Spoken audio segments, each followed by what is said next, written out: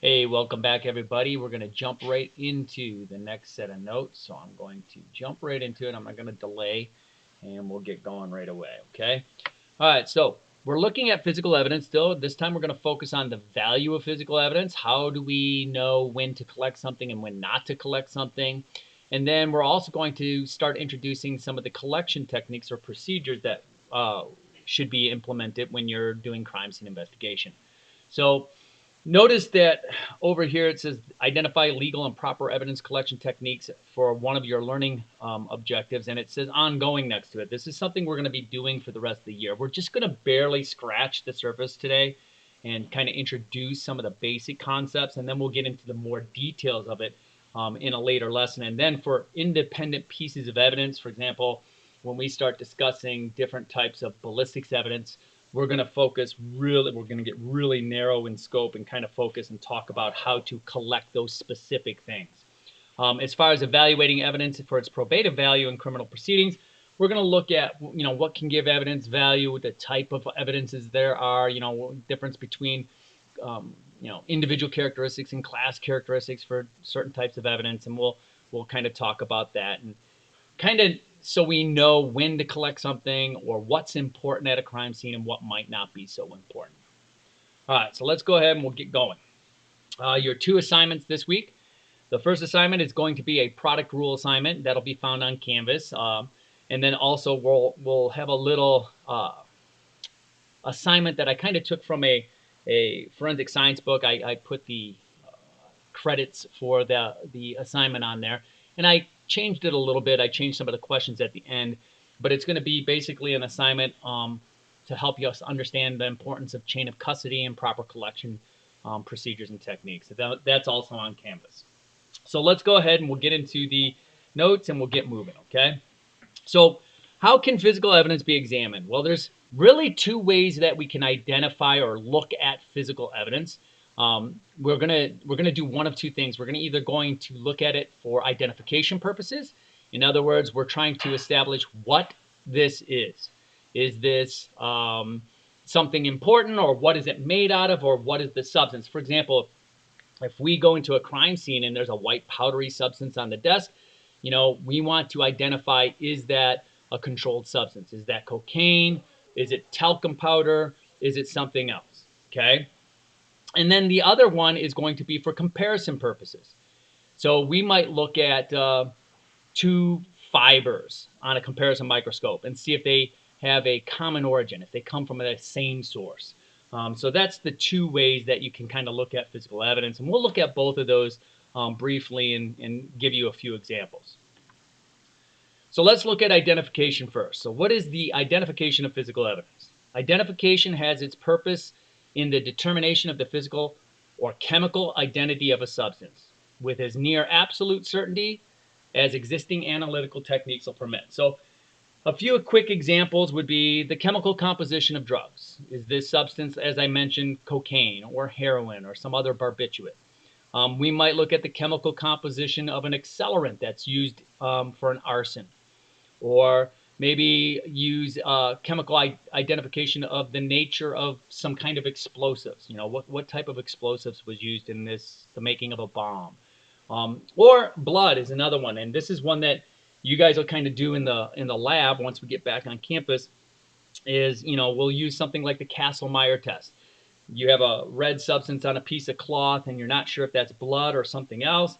Well, we can do some presumptive tests in the field to determine, is that blood or something like that. So it's really just kind of identifying what it is. And there's several others, and we're just going to use those as a quick example. The other way we can look at it is for comparison purposes. A comparison analysis subjects a suspect specimen and a standard or reference specimen to the same test. So if you take a look, this picture kind of has a line going down the middle of it right here. That's a comparison microscope image, and it's got a hair on this. So on one side, you may have a hair from a suspect, and then on the other side could be a hair from a crime scene. And we can put it on the 2 stages of a comparison microscope and kind of look at them side by side. Now you can move these up and down. I think they separated them like this so you could kind of tell they were 2 different images.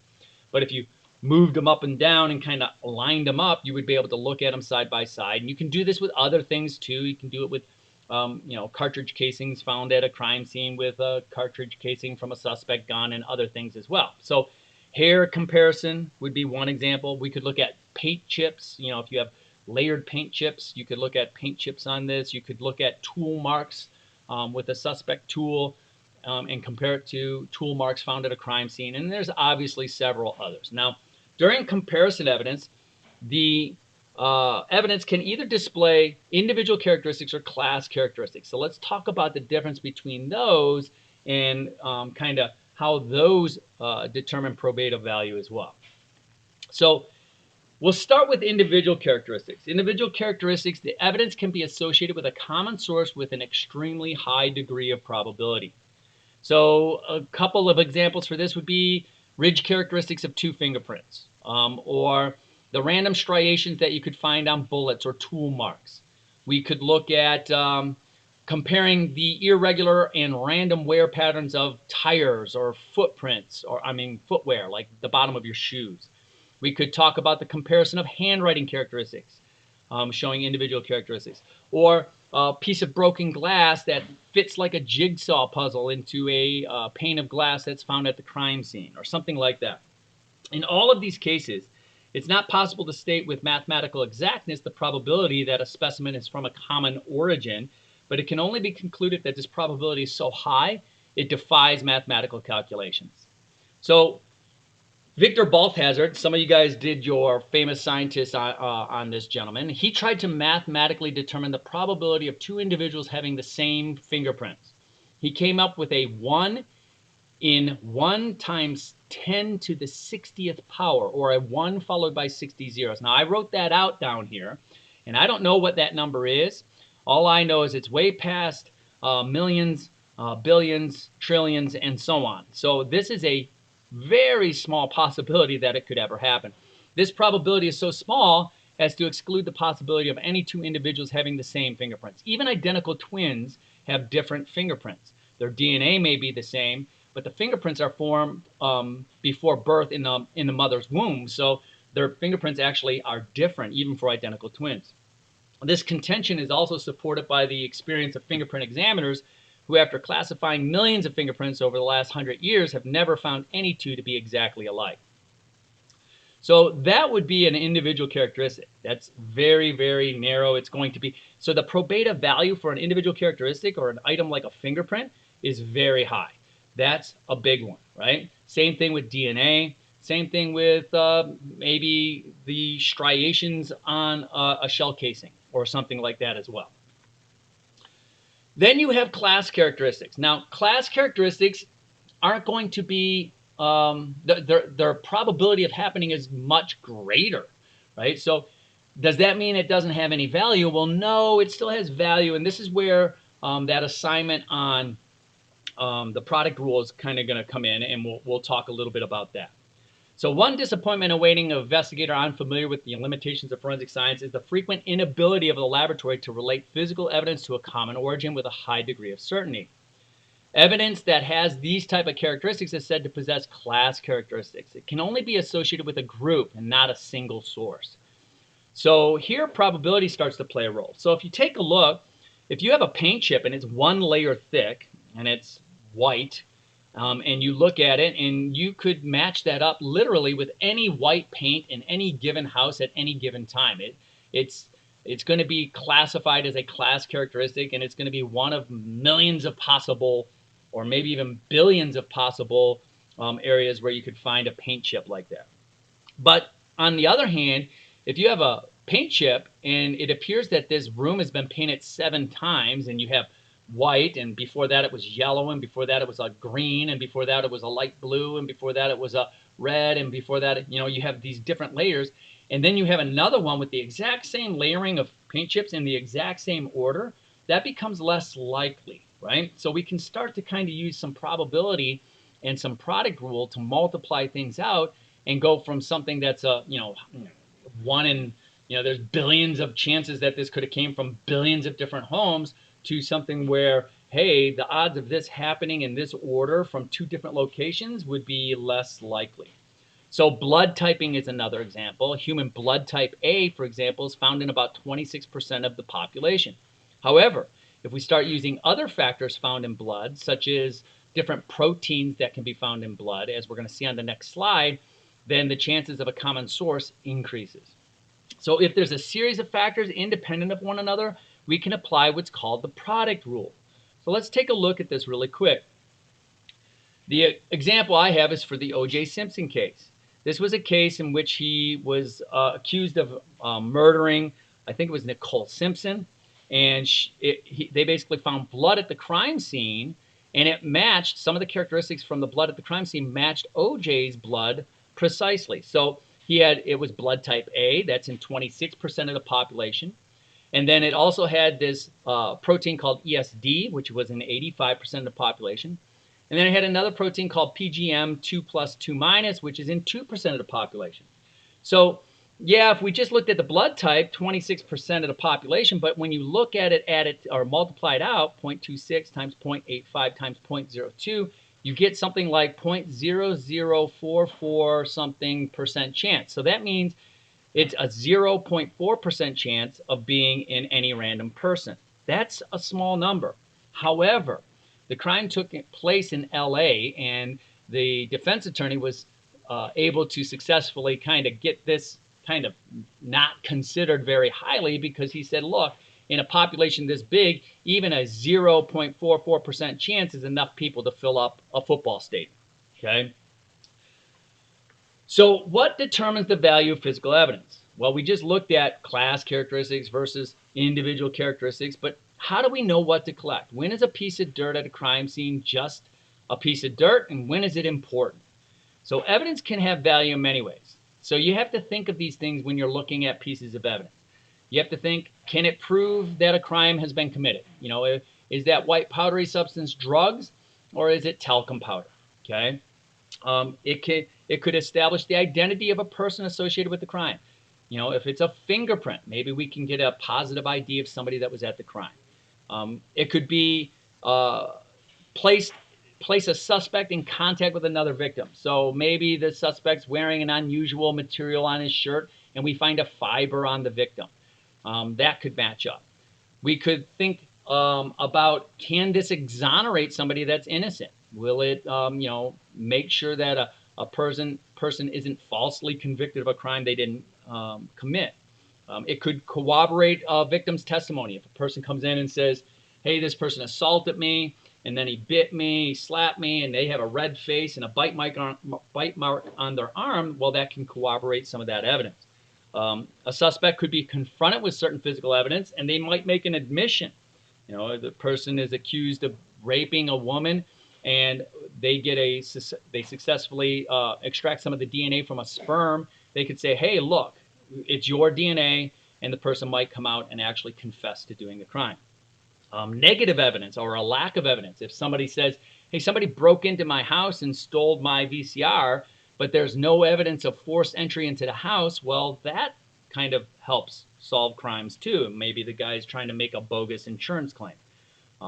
It can allow investigators to maybe reconstruct the crime. So we can start looking at blood spatter. We can look at, ballistics as far as, trajectory and where the bullet's entry wound and exit wound was on a person, and where that person may have been standing, compared to the suspect, and so on. So all of that has to be considered. So how do we, now let's move in. We're going to shift gears now. We're going to move into how we're going to process these scenes. Now keep in mind, this is a really fast overview, and we'll get into a lot more details. We're going to spend like a whole thing on proper documentation. We'll spend a whole lesson on, photographing the scene and sketching scenes and stuff like that. So we'll get into more details, but let me just give you a brief overview, because we're getting ready to do our first walkthrough a week from really Thursday this week. So in another week, we're going to do our first virtual walkthrough. So the first step in routine crime scene investigation is evaluating a plan of action for the crime scene reporting protocol. Keep in mind, each scene is going to be unique. So there might be different steps, or the steps might be switched around in order in some cases. And I'll explain that in a couple of minutes. But It basically involves the listing of objects of each process to or step of the scene process and assigning tasks to each work objective. So the basic protocol would be something like this. First, you're going to survey the scene. You're going to do your initial walkthrough. You're going to walk through, kind of take an overview, make big observations, try to identify where the person that maybe entered the scene came in and where they possibly exited, and the big pieces of evidence, the obvious pieces of evidence that you can see just walking through. Then you'll begin photographing and searching the crime scene, mapping and measuring the crime scene, starting to sketch the crime scene out. Where's everything kind of located, and measurements and doing things like that. Then you'll record and document the location of the physical evidence of the crime scene, and then you'll start collecting that, obviously, and then you'll start searching for fingerprints and other pieces of physical evidence. So to obtain the most useful evidence, the investigator must approach each crime scene in an organized, routine manner. And one of the things that's important is you're going to want to try to preserve the fragile evidence first. So let's give you another example. If you're approaching the scene and you notice outside the window where it appears somebody broke into a house, there's some footprints in some soft soil, and you can maybe get some useful information from these footprints, but then you look up and you notice we're about to have a downpour, a really hard rainstorm. Well, you're going to want to photograph and maybe take castings of those footprints right away before the rain comes and washes that evidence away. So that fragile evidence you're going to want to collect or record or document first, and as quick as possible. If you're inside and there's a small piece of hair attached to something, you're going to want to collect that hair before somebody walks by and a breeze kind of blows the hair away and you lose that evidence forever. So you're going to want to document and collect those fragile pieces of evidence first. And then you're also going to want to make sure that you don't do any type of destructive processes. And it's not necessarily meaning destroying the scene, but things that could contaminate other evidence. If you have a white powdery substance on the desk, you're not going to dust the desk for fingerprints before you collect the white powdery substance. Otherwise, you're going to get fingerprint dust in your white powdery substance, and it's going to contaminate that piece of evidence. So anything that might contaminate or damage other pieces of evidence, you're going to want to collect the fragile evidence first and then do those procedures later. So the collection of evidence should always, and this is kind of going in line with what I just said, the collection of evidence should always be prioritized to minimize loss and contamination. Usually a secure area for a temporary storage of evidence would be established as well. And then you do a systematic search and use different patterns. And we'll get into the details of that later. Again, this is just a brief overview. Okay. The most transient evidence should always be collected first, as I mentioned. So make sure you do that. You should also start thinking about how you would take other samples. So if you have a question sample, the white powdery substance that appears to be on the desk, you're going to take a sample from that part of the desk, but you're also going to take a known sample maybe from another part of the desk just to make sure that it's not something that's all over the place and it's just that in that location. And you would also use control samples possibly at the lab to make sure that the material is doing what it's expected to do in any particular lab test or trial or run. And we'll get into more details of that, especially next year when we start doing some of the lab analysis of the evidence and stuff.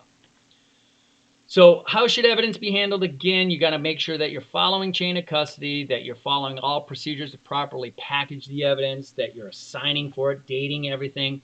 And then eventually you also do a final walkthrough. Now, I'm not going to go into the details of this because we're going to do this later and we're going to get into it in a lot more detail at a later time. But for our, I'll just call it the Jack and Jill assignment, which is basically the one on proper collection techniques in chain of custody. This should be helpful, this little website. This is a link where you can click on there and you can get some specifics on how to collect certain types of evidence like body fluids, hair, fibers, glass, paint, firearms, etc. And that should help you out with that assignment that's on Canvas. So what we're going to do is we're going to leave it there for now. And I just want you guys to be aware that we will go into much more detail on the proper procedures, and we're going to spend a lot of time on how to do this and how to do that. But I wanted to give you this kind of preview as to what's to come, to prepare you for your initial walkthrough or the first crime scene. And remember, this is a mini scene that I'm going to set up for next week. So I'm looking forward to that. Hopefully this helps you guys out with that and helps you out with your assignments. Have a good day.